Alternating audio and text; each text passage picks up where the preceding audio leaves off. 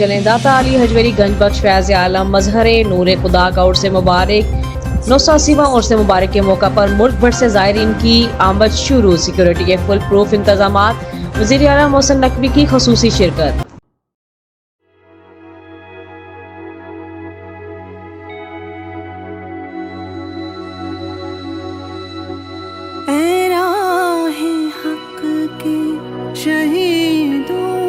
وفا کی تصویر ناظرین آپ کو اپڈیٹ کرتے چلیں 6 ستمبر یوم دفاع، یہ ایک ایسا لازوال دن جو کہ جرأت اور بہادری کی وہ اعلیٰ مثال بنا جسے آج تک یاد کیا جاتا ہے۔ یہ وہ دن تھا جب دشمن کی میلی نظر پاکستان کے دل لاہور پر پڑی، وہ اپنے ناپاک ارادے لے کر حملہ آور ہوا۔